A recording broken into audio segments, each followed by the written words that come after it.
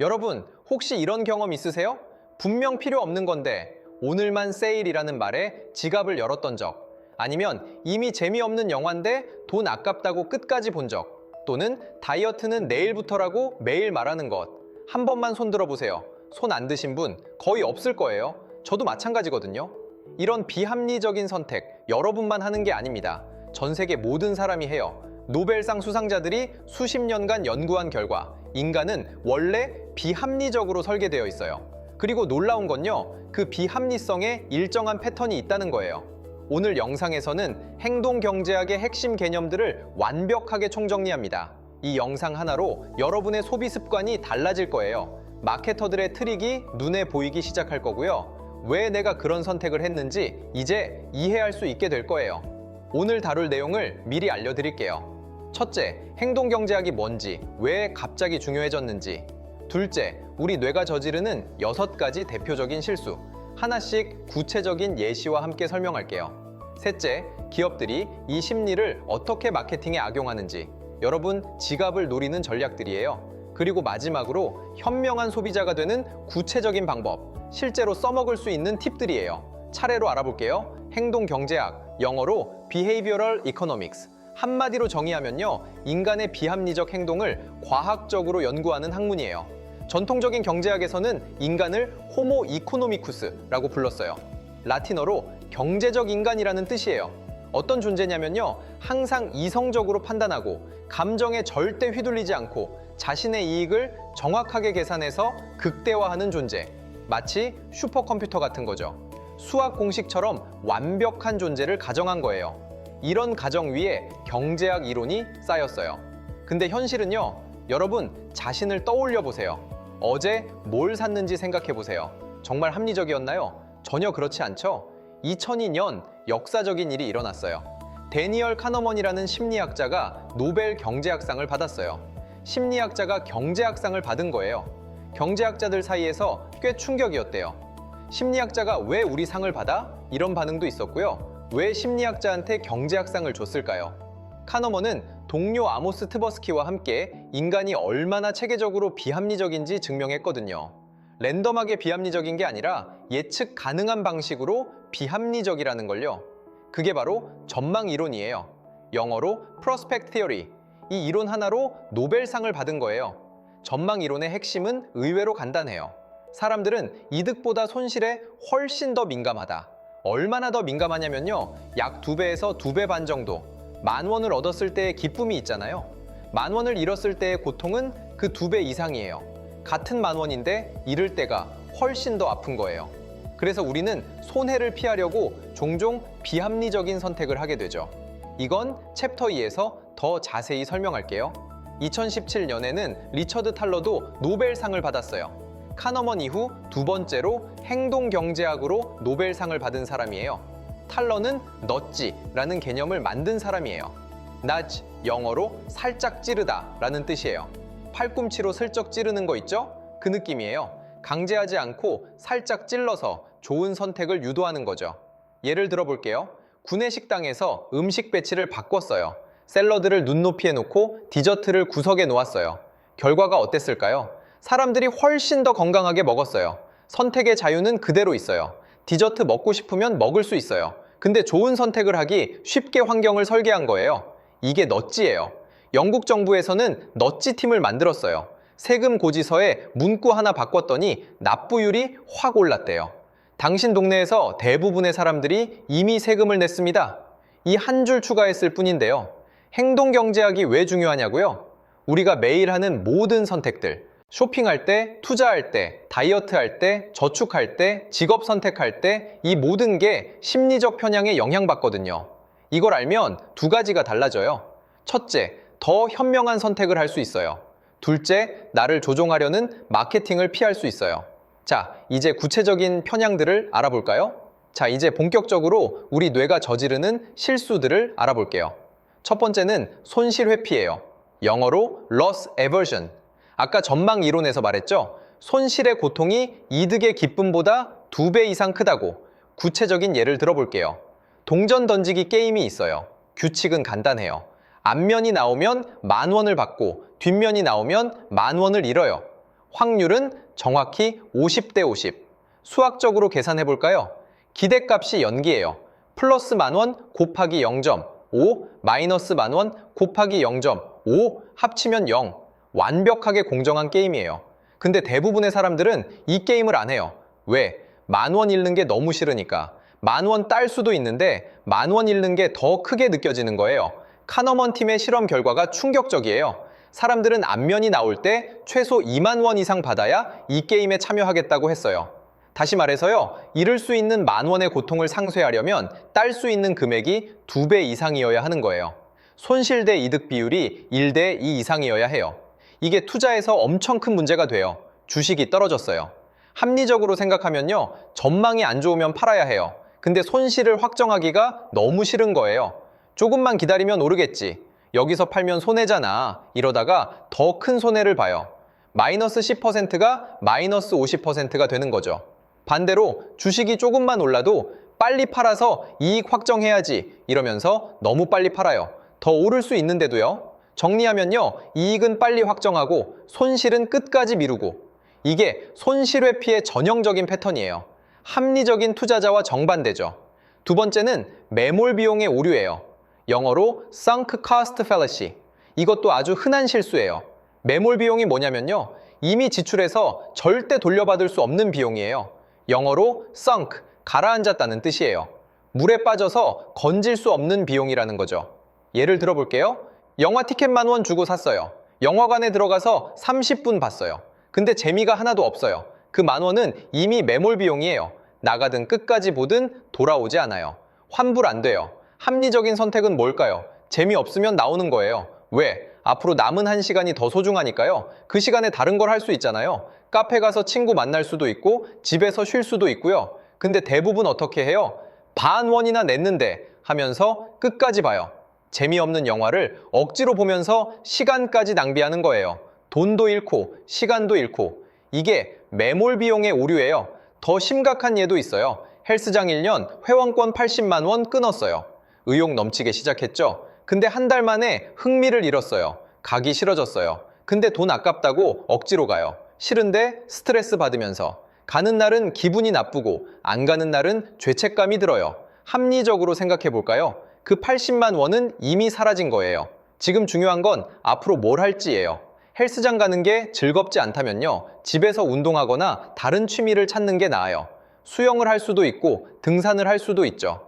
기업들은 매몰 비용을 교묘하게 이용해요. 모바일 게임 회사들 있잖아요. 오늘까지 모은 500시간 플레이 기록이 사라집니다. 그 시간이 아까워서 계속 하게 되죠. 돈도 더 쓰게 되고요. 구독 서비스도 마찬가지예요. 3년간 쌓은 데이터가 모두 사라집니다. 해지하기가 너무 힘들어지는 거예요. 이미 쓴 시간과 데이터가 아까워서요. 세 번째 실수, 앵커링 효과예요. 영어로 앵커링 이펙트. 한국어로는 닻 내림 효과라고도 해요. 배가 닻을 내리면 어떻게 되죠? 그 자리에 고정되잖아요. 파도가 쳐도 바람이 불어도 아무리 움직여도 닷 주변만 맴돌아요. 우리 뇌도 똑같아요. 처음 본 숫자나 정보에 고정되어서 거기서 크게 벗어나지 못해요. 관련 없는 숫자여도 그래요. 카너먼과 트버스키의 유명한 실험이 있어요. 참가자들에게 룰렛을 돌리게 했어요. 그냥 재미로 돌리는 것처럼 보이게요. 근데 이 룰렛은 조작된 거예요. 10 아니면 65만 나오게. 룰렛 결과를 확인한 다음 전혀 상관없는 질문을 해요. 아프리카 국가 중 UN 가입국이 몇 %일까요? 룰렛에서 10이 나온 사람들은 평균 25%라고 답했어요. 65가 나온 사람들은요, 평균 45%라고 답했어요. 차이가 20%포인트나 나요. 룰렛 숫자랑 UN 가입이랑 무슨 상관이에요? 아무 상관 없어요. 완전히 무작위예요. 룰렛은 그냥 우연이잖아요. 근데 처음 본 숫자가 닻이 되어서 무의식적으로 거기에 영향을 받은 거예요. 무서운 건요, 참가자들은 전혀 의식하지 못했어요. 마트에서 이걸 어떻게 쓸까요? 원래 가격 5만 원, 지금 3만 원? 5만 원이라는 닻을 먼저 박아 놓으면 3만 원이 엄청 싸 보여요. 2만 원이나 아끼는 것 같죠? 진짜 가치가 3만 원인지는 생각 안 하게 돼요. 부동산 중개사들도 이걸 써요. 일부러 비싼 매물을 먼저 보여줘요. 10억짜리 집을 먼저 보고 나면 8억짜리 집이 합리적으로 느껴지거든요. 10억보다 2억이나 싸네. 8억이 적은 돈은 아닌데요. 네 번째는 프레이밍 효과예요. 영어로 프레이밍 에펙트, 프레임, 틀이라는 뜻이죠. 같은 그림도 어떤 액자에 넣느냐에 따라 느낌이 달라지잖아요. 정보도 마찬가지예요. 같은 내용이라도 어떻게 표현하느냐에 따라 사람들의 선택이 완전히 달라지는 현상이에요. 카너먼과 트버스키의 또 다른 유명한 실험이에요. 상황을 설정해 볼게요. 600명이 죽을 수 있는 치명적인 전염병이 퍼졌어요. 시간이 없어요. 두 가지 치료 프로그램 중 하나를 선택해야 해요. A 프로그램을 선택하면 200명이 확실히 산다. B 프로그램을 선택하면 3분의 1 확률로 600명 전원이 살고 3분의 2 확률로 아무도 못 산다. 어떤 걸 선택하시겠어요? 잠깐 생각해 보세요. 실험에서 72%가 A를 선택했어요. 확실한 게 좋으니까요. 도박보다는 확실히 200명이라도 살리자. 근데 같은 내용을 다르게 표현해 볼게요. C 프로그램을 선택하면 400명이 확실히 죽는다. D 프로그램을 선택하면 3분의 1 확률로 아무도 안 죽고 3분의 2 확률로 600명 전원이 죽는다. 이번엔 어떨 것 같아요? 78%가 D를 선택했어요. 정반대가 됐어요. 뭔가 이상하죠? A랑 C는 완전히 같은 말이에요. 200명이 산다는 건 400명이 죽는다는 거니까요. 수학적으로 동일해요. B랑 D도 완전히 같은 말이에요. 근데 산다고 표현하면 확실한 A를 고르고 죽는다고 표현하면 도박인 D를 골라요. 표현만 바꿨는데 선택이 완전히 뒤집힌 거예요. 왜 그럴까요? 아까 배운 손실 회피 때문이에요? 죽는다는 손실 프레임에서는 손실을 피하려고 도박을 해요. 400명 죽는 게 확실하면 너무 싫으니까 차라리 도박을 하는 거예요. 산다는 이득 프레임에서는 확실한 이득을 선호해요. 200명이라도 확실히 살리자. 광고에서 프레이밍을 엄청 많이 써요. 지방 20% 함유 대신 지방 80% 무첨가. 수술 실패율 10% 대신 수술 성공률 90%. 같은 말인데 느낌이 완전히 다르죠? 다섯 번째 실수, 현재 편향이에요. 영어로 present bias. 미래보다 지금 당장을 훨씬 중요하게 여기는 거예요. 다이어트 내일부터 하겠다는 거, 저축 다음 달부터 하겠다는 거, 운동 월요일부터 하겠다는 거, 공부 방학 끝나면 하겠다는 거, 다 현재 편향 때문이에요. 지금은 하기 싫고 미래에 나는 할 수 있을 것 같아요. 근데 미래가 되면 또 내일부터예요. 탈러가 아주 재미있는 실험을 했어요. 지금 당장 $1000 받을래요? 1년 후에 $1100 받을래요? 대부분의 사람들이 지금 $1000를 선택했어요. $100 더 받으려고 1년을 기다리기 싫은 거죠. 이자율로 따지면 10%인데도요. 근데 질문을 살짝 바꿔볼게요. 10년 후에 $1000 받을래요? 11년 후에 $1100 받을래요? 이번엔 대부분이 $1100를 선택해요. 어차피 10년 기다릴 거 1년 더 기다리지 뭐. 이상하죠? 둘 다 1년 기다리면 $100를 더 받는 건데 지금 당장이 걸리면 못 기다리는 거예요. 멀리 있는 미래끼리는 객관적으로 비교하는데 지금 당장이 관련되면 비합리적이 돼요. 이게 현재 편향이에요. 그래서 저축이 힘든 거예요. 미래의 나는 남처럼 느껴지거든요. 신기한 뇌 스캔 연구가 있어요. 미래의 자신을 생각할 때 활성화되는 뇌 영역이 타인을 생각할 때와 비슷하대요. 미래의 내가 진짜 나처럼 안 느껴지는 거예요. 지금 당장 맛있는 치킨이 훨씬 생생하죠. 해결책이 있어요. 탈러가 만든 내일 더 저축하기 프로그램이에요. 영어로 Save More Tomorrow, 줄여서 SMRT라고 해요. 핵심이 뭐냐면요. 지금 저축을 늘리는 게 아니에요. 다음에 월급 오르면 그때부터 저축 늘릴게요. 이렇게 약속만 받아두는 거예요. 지금은 아무것도 안 바뀌어요. 결과가 어땠을까요? 저축률이 거의 4배나 올랐어요. 3%에서 13%로요. 현재 편향을 역이용한 거죠. 지금은 손해보는 게 없으니까 쉽게 동의하고 나중에 월급 오르면 자동으로 저축이 늘어나요. 여섯 번째, 확증 편향이에요. 영어로 confirmation bias. 자기가 믿고 싶은 것만 보려고 하는 거예요. 예를 들어 삼성 주식을 샀어요. 그 순간부터 무슨 일이 벌어지냐면요. 삼성 좋다는 뉴스만 눈에 들어와요. 삼성 실적 호조, 삼성 신제품 대박, 이런 기사는 꼼꼼히 읽어요. 역시 내가 잘 샀어? 삼성 안 좋다는 뉴스는요. 무시하거나 기레기가 쓴 거다 하고 넘겨요. 심지어 반박 근거를 찾아요. 이건 경쟁사에서 흘린 거야. 피터 웨이슨이라는 심리학자가 1960년에 유명한 실험을 했어요. 2, 4, 6, 이 세 숫자를 보여주고요. 이 숫자들의 규칙이 뭘까요? 맞는 것 같은 숫자 3개를 말해보세요. 제가 규칙에 맞는지 알려드릴게요. 확신이 생기면 답을 말씀하세요. 대부분 이씩 증가하는 수라고 추측해요. 그래서 8, 10, 11을 테스트해요. 맞아요 라고 답이 나와요.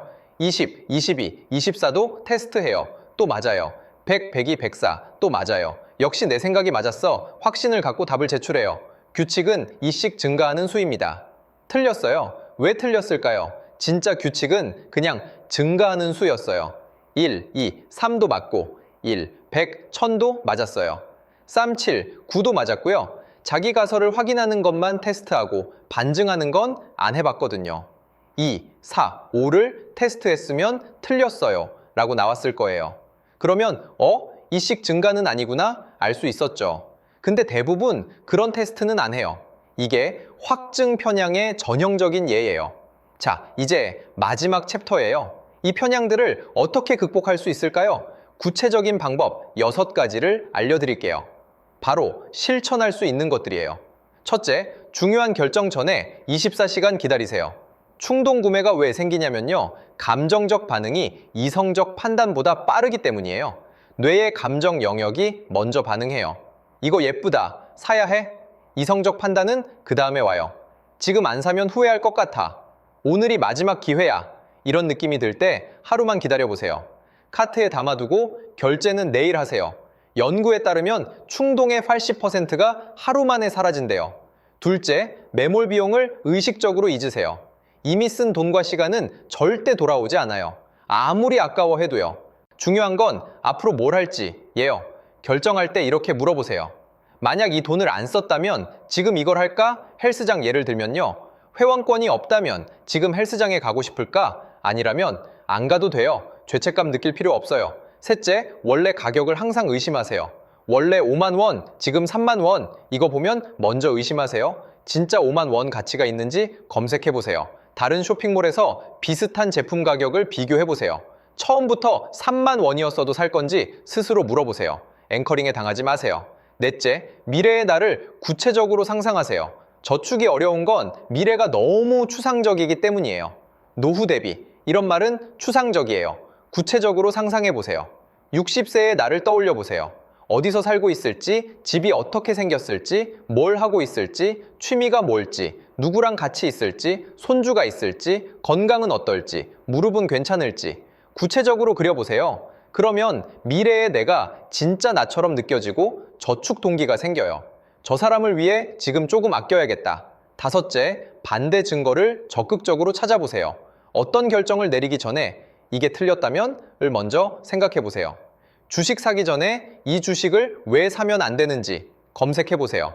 부정적인 뉴스, 리스크 분석, 반대 의견. 그래도 확신이 있으면 그때 사세요. 찬성 의견만 찾지 말고 반대 의견을 먼저 찾아보세요. 확증 편향을 의식적으로 깨는 거예요. 여섯째, 감정이 아니라 숫자로 생각하세요. 싸다, 비싸다, 괜찮다 이런 말 대신 구체적인 숫자로 비교하세요. 30% 할인보다 얼마를 아끼는 건지가 중요해요. 3만 원짜리 30% 할인은 9,000원 절약이에요. 그 9,000원 아끼려고 1시간 쇼핑한다면 시급 9,000원에 일하는 거예요. 그 시간에 다른 걸 하는 게 나을 수도 있어요.